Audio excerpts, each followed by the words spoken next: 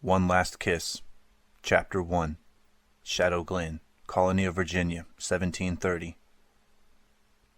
Eleanor Rollins bent over and peered into the iron pot hanging from a hook inside the hearth.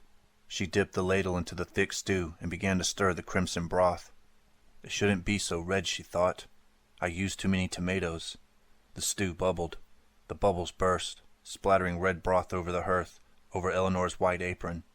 Startled, she jumped back. She grabbed a rag and wiped at her apron.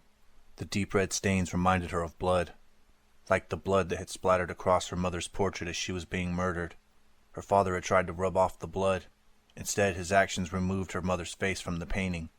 Eleanor shuddered with the reminder. Her mother died shortly after she was born. Eleanor had no other portrait of her. Worse, she had no memories of her mother. "Do I look like you, Mother?" she wondered for the 100th time. "I know my hair is the same shade as yours. Father said it was woven from moonbeams. But do I have your eyes, your nose, your mouth?" She heard heavy footsteps on the back porch. "Father," she realized, her heart thudding. "He's back from the smithy, and I'm not wearing what he told me to wear." She spun around and jerked open a drawer.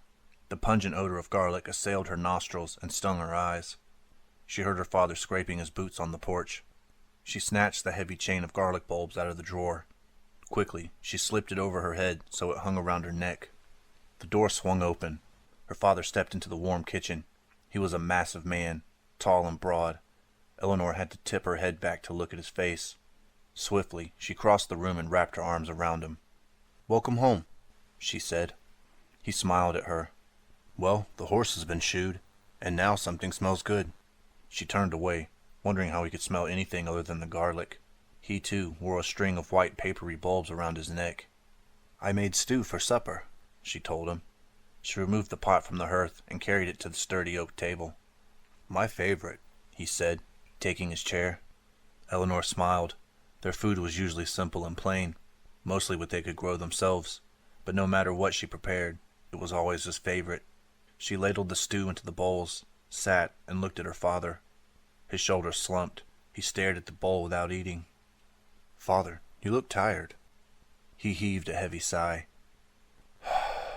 "I'm afraid they found us." Her stomach nodded.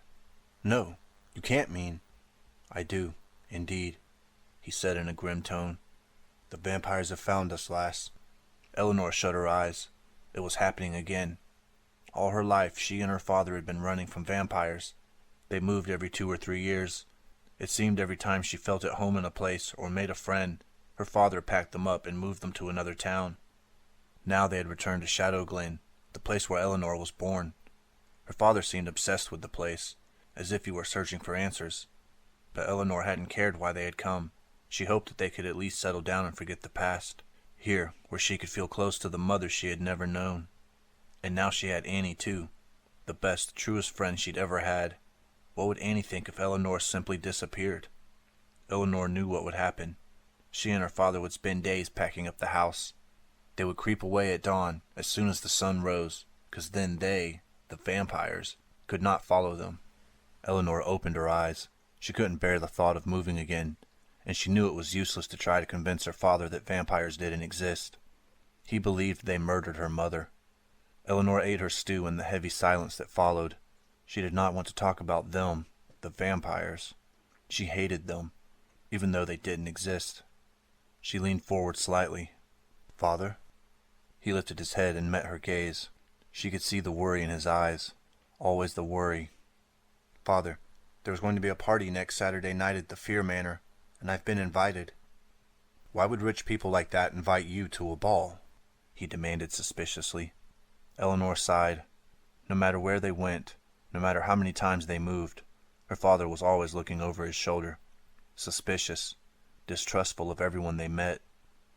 "I don't know, Father," Eleanor said pleasantly. "Perhaps the Fears are people who don't care about such things. Please, may I go?" "No," he bellowed. He stood up and began pacing the kitchen. "I've told you before, you cannot go outside the house at night, ever. Not for any reason." Eleanor jumped to her feet. "But I'm 16 now. I can take care of myself." "Not at night. Not at night," he told her. Tears stung her eyes. "Father, please. I've never been to a party." He jerked to a stop. His eyes widened with fear and anger as he pointed a shaking finger at her. "I forbid it." Eleanor bit back a sob and ran from the kitchen. She rushed up the stairs to her room. She slammed the door and pressed her back against it. Finally, she let the tears fall. She loved her father. He was a good man, a farmer who worked hard to take care of them. He said he only wanted to protect her from those who killed her mother. But sometimes she felt his love was slowly killing her. Late that night, Eleanor gazed out of her bedroom window. Clouds edged in black passed before the moon. She sighed wearily. Loneliness was a terrible thing. She glanced down at the invitation in her lap. She lifted it to the moonlight. The gold lettering sparkled. "Miss Priscilla Fear requests the honor of your company at her winter ball." Eleanor had never met Priscilla Fear, but she had heard that she was beautiful. She had heard that she was the most stylish woman ever to set foot in Shadow Glen. Why had such a woman invited a poor girl like her to her fancy ball? Eleanor didn't know, and she didn't care. All she knew was that she longed to go, longed to spend an evening with people who were happy, who laughed and danced the night away, instead of fearing the night. "We never stay in a town long enough for me to meet everyone," Eleanor mused, "and we'll probably be leaving here soon." Leaning out of the window, she searched for the brightest star. "I wish the loneliness would go away," she whispered. She closed her eyes. "I wish I would meet someone who could take the loneliness away." She heard the clip-clop of horses' hooves. She gazed into the alley that separated the houses. There she saw a black carriage come to a stop. A man jumped from the carriage. His black cloak billowed behind him. He secured the lead horse to a slate of the low fence that surrounded the back garden. In the spring, Eleanor grew vegetables there. In the winter, the garden was nothing but a tangle of weeds. Eleanor frowned. Strange. Why is he securing his horse and carriage off the main street, she wondered. Her curiosity increased when he swung himself over the low railing and disappeared into the shadows of her garden. She got up from her seat by the window. She was halfway across the room when she remembered that she only wore her white linen shift. She spun around and headed for her bureau where she had draped her clothing earlier.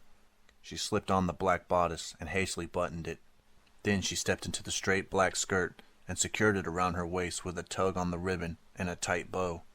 She knew the house well enough that she did not need a candle. She opened her bedroom door and crept into the hallway.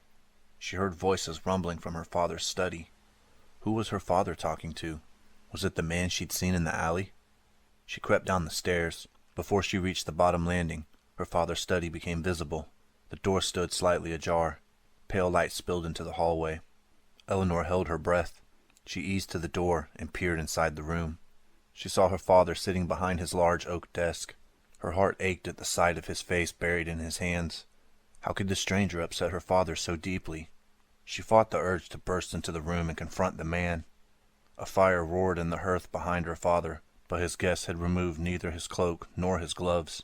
The man sat in front of her father's desk. Eleanor could not see his face, only that he wore a black cloak. She was certain it was the man she had seen earlier, the man who had left his carriage in the alley before leaping into her backyard. Hair, black as midnight, touched his shoulders. Her father lifted his head. Eleanor's heart gave a sudden leap at the stark fear in his eyes. "You must help me," her father pleaded. "I warned you of the dangers. Do not ask anything else of me," the stranger commanded. Her father rubbed his face. "What if I built a house of iron? Iron is supposed to keep vampires away." The stranger laughed, low and long. Eleanor felt her anger swell. Her fists bunched at her sides. How dare the stranger sit in their house and laugh at her father? The man's laughter died away. "An old wives' tale. Iron will protect you as much as that silly string of garlic you wear around your neck." Eleanor felt the shock ripple through her. The man believed, just as her father did. This stranger believed in vampires. Her father's fingers curled around his necklace. "Garlic keeps the vampires away," he insisted. "Believe that, and your daughter will not live to see her 17th year, the man said. Eleanor felt fear rise in her own heart. Why was the stranger talking about her? "Then I have no choice," her father said quietly. "I must kill them. I must kill them all." "You make it sound so easy," the man said mockingly. "It will be," her father insisted.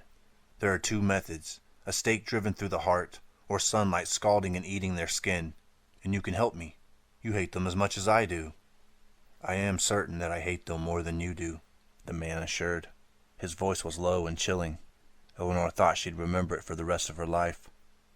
The man stood. He hesitated, then placed a worn leather-bound book on her father's desk. "All that I know of vampires comes from the words written on these pages.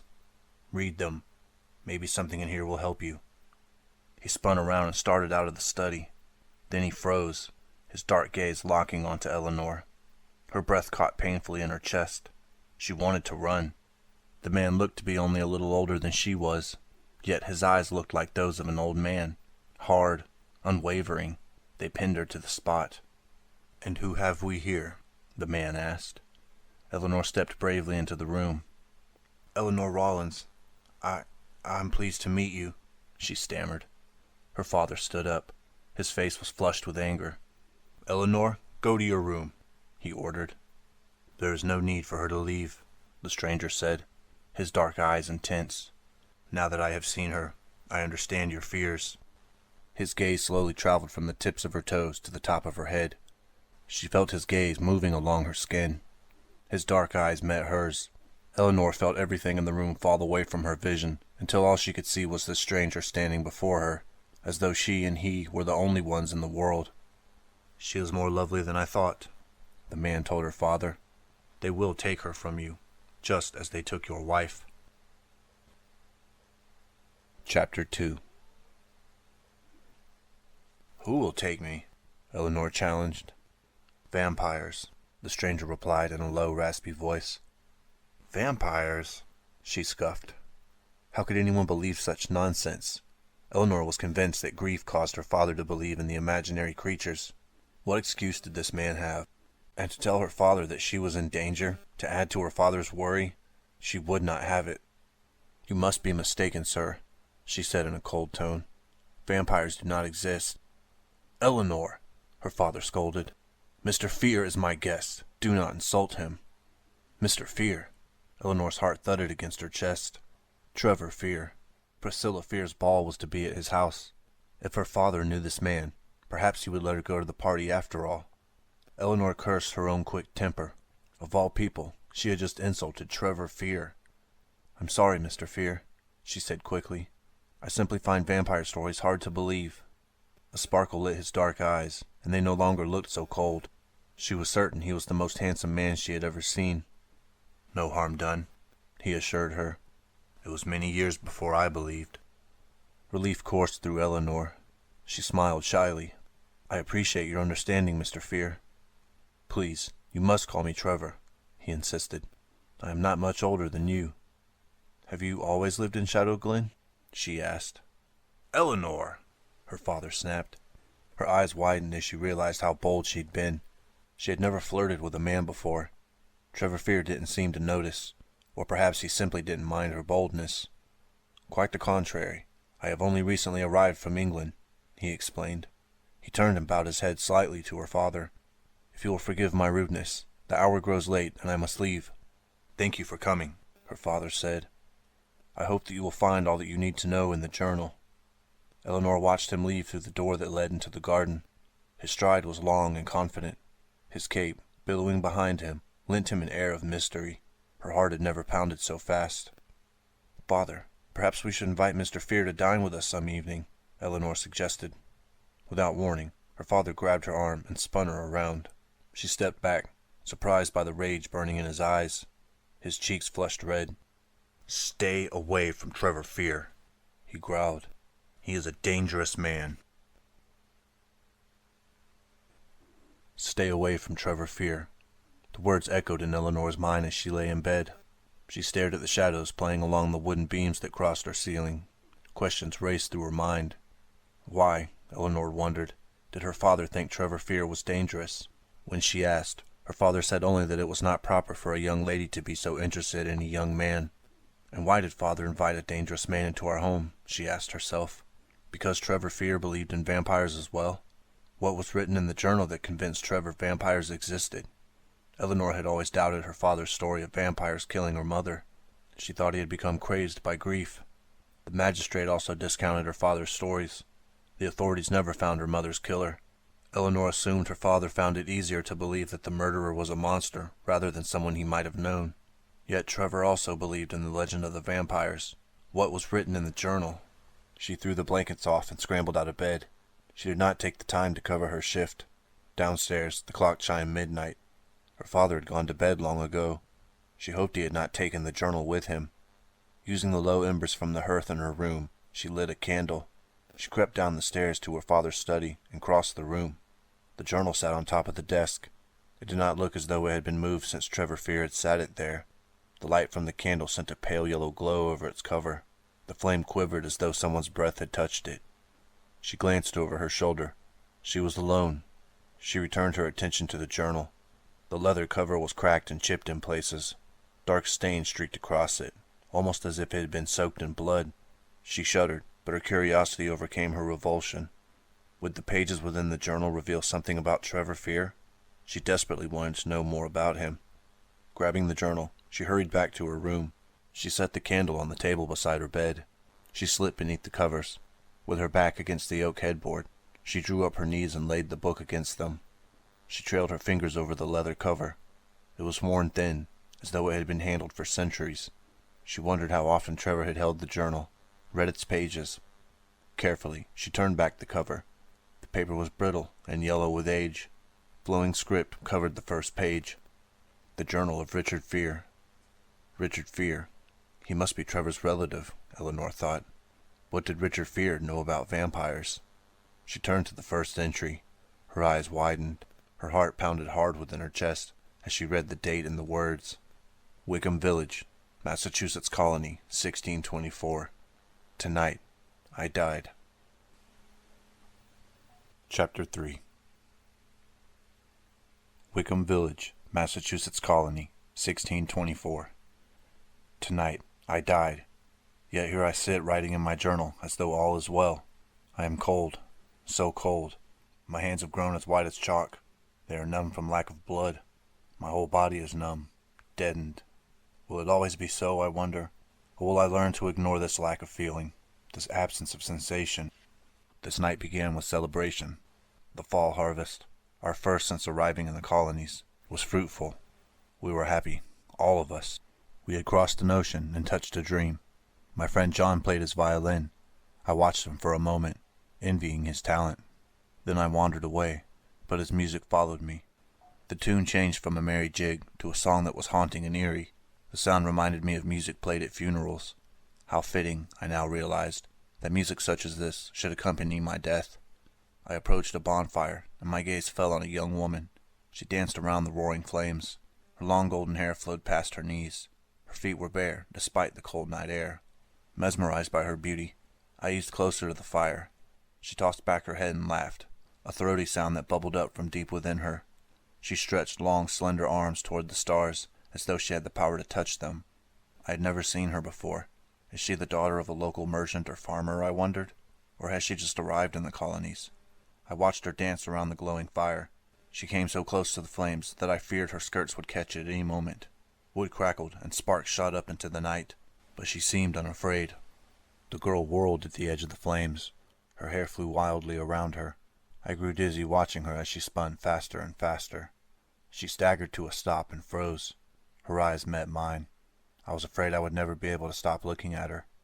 She strolled toward me, a glint in her green eyes. She held out her hand. Dance with me. I would die for you, I confessed. I felt as though she had woven a spell around me. But I know nothing of dancing. She laughed. Then I will teach you. She grabbed my hand and then released it. Come, I do not want to be alone all night. I do not even know your name, I called. I hurried after her. Gwendolyn. A pretty name, I told her as we neared the last bonfire. She smiled at me. And you are Richard. A warning sounded in my head, but her beauty made me ignore it. How did you know? I know many things, she said. She trailed a finger along my cheek, then tugged on my hand and led me around the bonfire. The flames threw wavering light over her face. The night cast shadows.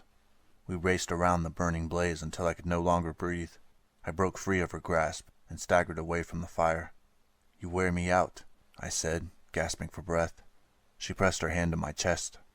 "I feel your heart beating," she whispered. "It is so strong. Your blood pulses through you."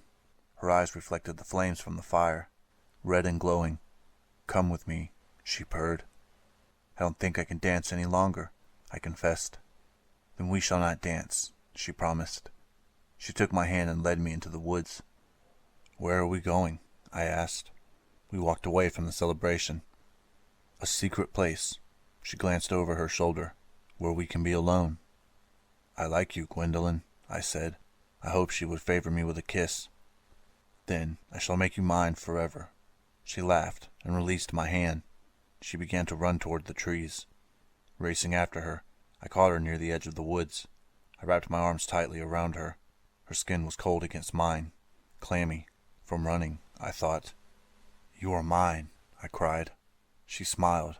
"I will be." Lowering her head, I kissed her. She is so sweet, I thought.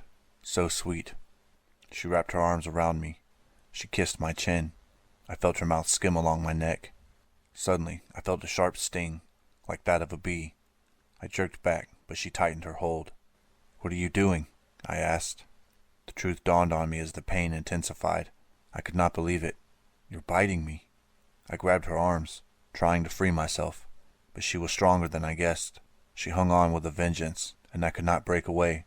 I felt warm blood trickle down my neck. I felt her teeth digging deeper and deeper into my throat. I heard my heart thundering between my ears. My knees grew weak and buckled beneath me. My nostrils flared as the odor of fresh blood tainted the air. My blood, pulsing from my body into her mouth. She was killing me, gulping my blood as if it were a sweet drink.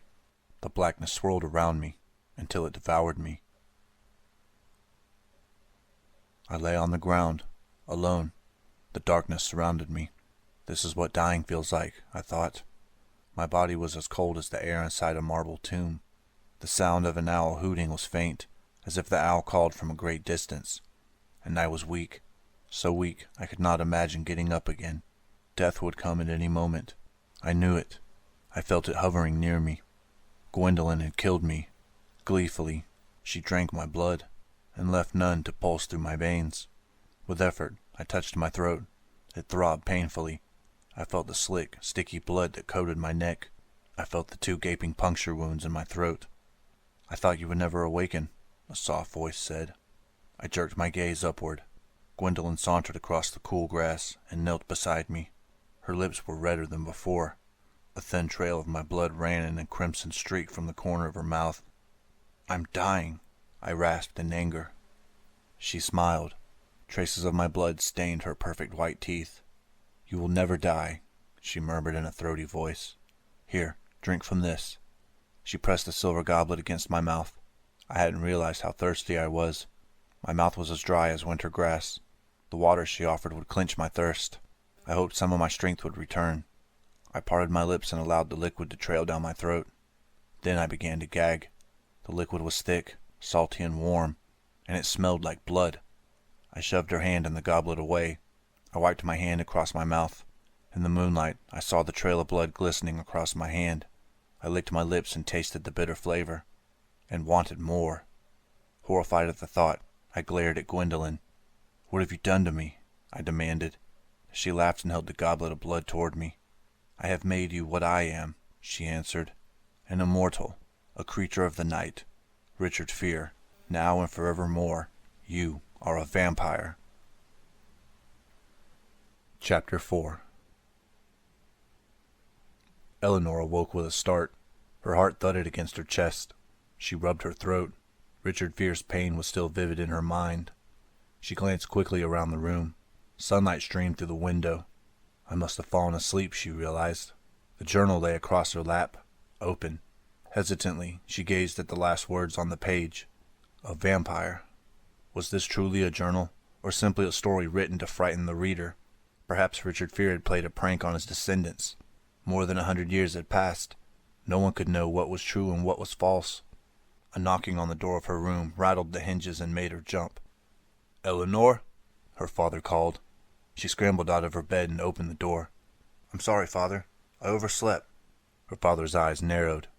"Did you take the journal Trevor Fear left me?" She felt her cheeks redden. He knew her curiosity always got the best of her. "Yes, Father," she confessed. "I couldn't sleep last night after Mr. Fear's visit. Is it a real journal, or something he made up?" "Trevor claims it is real," her father answered. "Written by a distant relative of his. He said it was passed down to him over the generations. The date shows it to be over 100 years old." "That does not mean we must believe what it says." Her father rubbed his chin. A look of anguish crossed his face. "I've decided to ask Trevor to dine with us tomorrow night." Eleanor felt her stomach tighten. "But you told me to stay away from him," she reminded him. "That he was dangerous." "I know, but I know of no other way. I need his help. He has studied vampires in Europe. I need his knowledge to avenge your mother's death. For that reason, I need to see him again." Revenge. It was always revenge that dominated her father's thoughts and actions. Revenge against mythical creatures. A biting wind blew as Eleanor walked through town toward the butcher's shop. She was grateful her father had given her an errand to run. She needed time alone to think. Although she had read Richard's journal, she still did not believe in vampires. If the journal were true, wouldn't Richard still be alive? Or had someone thrust a stake through his heart? The thought made her shudder. She drew her attention back to the present. There was little activity in town today. She saw the silversmith's apprentice gathering wood in the distance. The barrel maker was loading new oak barrels onto a wagon. Everyone else seemed shuttered inside the shops and houses. She opened the door to the butcher's shop and stepped inside. On the other side of the counter, Mr. Hamill brought a sharp cleaver down with a heavy thud, severing the leg from a skinned sheep. The animal must have recently been slaughtered. Steam rose from its carcass. Eleanor could smell the odor of fresh blood. Her stomach churned, and she looked away. The burly man set down the cleaver and wiped his bloody hands on his stained apron. "What can I do for you today, Miss Rollins?" He smiled broadly. "Does your father need blood to lure his vampires?" Eleanor grimaced. Everyone in town knew of her father's quest to find the vampires. "No, Mr. Hamill," she said patiently. Eleanor glanced around the shop. Assorted carcasses hung from giant hooks in the wooden ceiling beams. After reading Richard Fear's journal, she wasn't in the mood to eat anything that was either red or bloody. "I'd like that turkey in the corner," she said. She pointed to a large brown bird hanging upside down. She and her father did not often splurge on such a fine bird, but they needed to serve something special for a guest. "Do you want it with or without the feathers?" the butcher asked. "Without, if you don't mind," she told him. "It'll take me a few minutes," he said. The door opened, and a young woman with bright red hair stepped inside. Her green eyes lit up when she saw Eleanor. "Ellie, I didn't know you were here." Eleanor smiled at Annie Muldoon. Annie was an indentured servant. She'd arrived from Ireland earlier that year. She and Eleanor shared a closeness from the first time they met. Maybe it was because Annie was the same age as Eleanor, 16. Or maybe it was because Annie lost her mother when she was a baby as well. "We're having company tomorrow night, so I wanted to make a special dinner," Eleanor explained. "Someone special must be coming for you to brave the cold," Annie teased. "As for me, I have no choice. The evil Mr. Dobbin insists upon fresh meat at every meal." Annie always referred to her employer, the shoemaker, as the evil Mr. Dobbin. He paid her passage to Virginia. In exchange, Annie promised to work as his servant for 7 years. "He's not that bad," Eleanor joked. "He gives you a warm bed and plenty of food." "He gives me a lot of things, but he complains the whole time he's doing it." Annie slapped her hand on the counter. "Have you got Mr. Dobbin's mutton ready?" Mr. Hamill quickly plucked feathers from the turkey. "Almost. Let me finish this bird." Eleanor watched Annie turn from the counter with a worried look. "Now Dobbin will scold me for taking too much time, even though it's not my fault." Eleanor studied her friend. "How will you stand 6 more years?" "I think about running away sometimes," Annie confessed. "I'd take the bridge across the river and see what lies on the other side. But I owe evil old Dobbin. If not for him, I'd be starving in Ireland. So I'll pay my debt." Eleanor was grateful that her father provided for her. She would hate to owe someone years of her life. "So tell me about your special guest," Annie said. Eleanor grabbed Annie's arm and led her to a corner where Mr. Hamill couldn't hear them. "His name is Trevor Fear. Have you ever heard of him?" Eleanor asked. Annie's eyes widened. "Fear? The ones who are having the ball?" Eleanor nodded. She wondered how much she should tell Annie. "He's very handsome," she finally admitted. "My heart beat so hard every time he looked at me that I was afraid he would hear it." Annie's eyes sparkled. "Are you going to the ball, then?" Eleanor felt her heart sink. "No, Father won't let me go out at night. You know that." "But this is a special occasion," Annie pointed out. "That doesn't matter to Father." "I'd love to go," Annie said wistfully. "I'd love to meet this Priscilla Fear.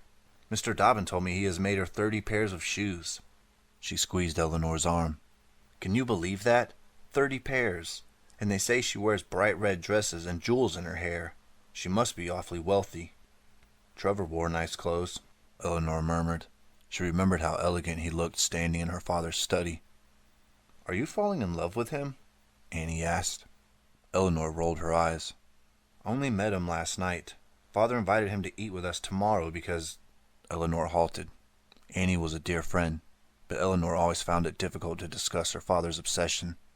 Annie dug her fingers into Eleanor's arm and gave her a little shake. "Because what?" she whispered. "Is he hoping Mr. Fear will marry you?" "I doubt it." Eleanor leaned close and confided in a low voice. "Father wants to discuss vampires with him, and that's the strange part of it. Trevor Fear apparently believes that vampires exist." "Here's your turkey, Eleanor," Mr. Hamill said. He set a package wrapped in brown paper on the counter. "I'd better go," Eleanor told her friend. She crossed to the counter, paid Mr. Hamill, and picked up her package. She was starting out the door when she felt someone grab her arm. She spun around and stared at Annie. "Have you ever seen one?" Annie asked. "Have you ever seen a vampire?" "If I'd seen one, I'd believe in the silly things, wouldn't I?" Eleanor retorted. Annie pulled her into the alley between the millinery shop and the dressmaker. "I've seen one," Annie confided, her voice low. "It was nearly midnight, 3 nights ago. Old Dobbin sent me to the shed for more firewood because his smelly feet were cold. I heard a sound, like the fluttering of birds' wings. I looked up—" "Stop it," Eleanor said. She had heard tales like this from the cradle and hated every one of them. "Believe me, I know all about vampires. My father tells me about them every night." Eleanor bared her teeth and raised her hands, curling her fingers until they resembled claws.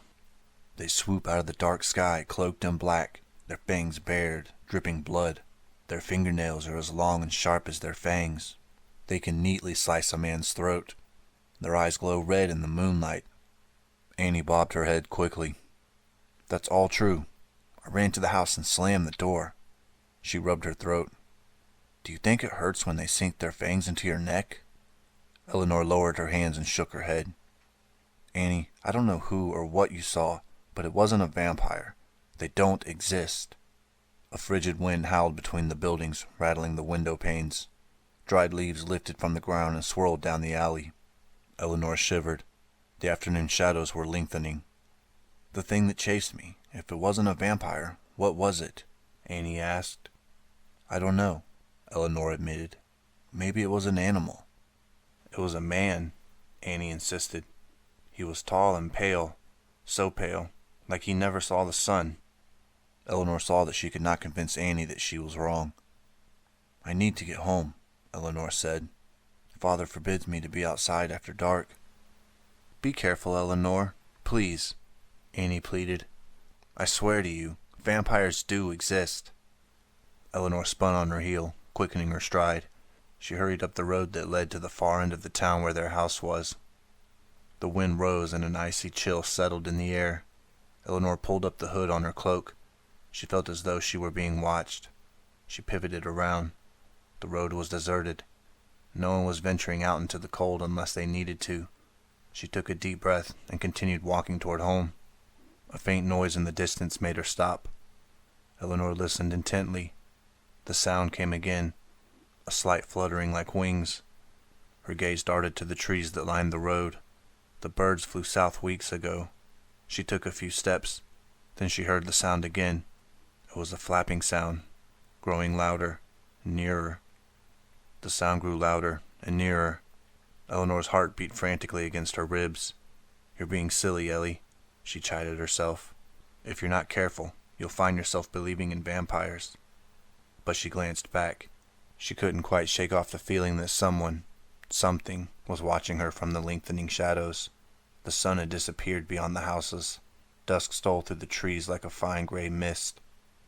"Eleanor!" She heard the soft cry. She threw a glance over her shoulder. "Annie?" But no one was there. No one at all. It's the wind, she thought. The wind blowing through the bare tree branches. She swallowed hard and picked up her pace. "Eleanor!" She spun around, nearly losing her balance. "Who's there?" she demanded. "Who's calling me?" The wind whipped around her, pushing the hood of her cape off her head. She backed up a step, watching the trees, watching the shadows grow longer and longer, reaching for her. Her heart thundering, she turned and began to run. The voice sounded again, soft, whispering, and terrifyingly close. "Eleanor, we're waiting for you." She jerked around. She thought she saw a slender figure dart between the trees and become lost in the shadows. A figure clothed completely in black. Dread seeped through Eleanor's body and curled around her stomach. Someone is watching me, she realized in horror. Someone who doesn't want to be seen. Her legs pumping, the blood pounding at her temples, her chest aching, she began running home. "Eleanor Rollins, you cannot escape us," the voice called softly. "You will never escape us." Chapter 5. Eleanor raced into her house and slammed the door shut behind her. Breathing heavily, she pressed her back to the door. She was safe now, she told herself. Safe from whatever had followed her. She heard her father's footsteps in the study. She took a deep, calming breath. She knew he worried too much. He feared so many things. The darkness, a thump in the night, a scratching at the windows. She did not want him to think that Trevor Fear's words were true, that she was in danger. She could not afford to believe it herself. Perhaps it was only the winter wind she heard. Of course it was the wind, she reasoned. With that silly journal, and Annie's even sillier story, my imagination ran wild. Her father walked out of his study. "Eleanor, are you all right?" "Yes, Father. I went to fetch a turkey for our dinner with Mr. Fear. I was not dressed warmly enough for the cold, so I ran the whole way back." She lied. The lines of worry in her father's face eased. "Yes, it is going to be a harsh winter," he said. "We'll be having snow before this week is out. You must take care to dress warmly." Later, after a quiet supper with her father, Eleanor went to her bedroom and prepared herself for bed, but she could not sleep. A candle burned on the table beside her bed. The shadows flickered around the room. They reminded her of the shadows she saw that afternoon. What if whatever had called to her in the woods was real? What if it had followed her to her house? What if it waited outside for her even now? She tried to go to sleep, but her mind whirled with questions, and her thoughts turned once more to the journal of Richard Fear. She threw back the covers and hurried quietly down the stairs. She saw the journal lying on her father's desk. She reached for it, her fingers hovering over the cracked leather. Almost against her will, she was drawn to the book, drawn to the man who had written the words. She did not believe in vampires, and yet... Quickly, she carried the journal back to her room. She buried under the covers, then turned back the pages until she found the next entry. Her stomach roiled as she read the words. Wickham Village, Massachusetts Colony, 1625. Last night, I fed on a man's blood for the first time. Chapter 6. Wickham Village, Massachusetts Colony, 1625. Last night, I fed on a man's blood for the first time. I fought the craving as long as I could. I was weak, so incredibly weak. Hunger gnawed at my stomach like a wild animal tearing at its prey's throat. When Gwendolyn found me again, I could barely walk. When she asked me to dine with her, I did not have the strength to refuse. "We'll have a feast," Gwendolyn promised. 3 others stood behind her in the moonlight, 2 men and a woman, all of them tall and slender and terribly pale.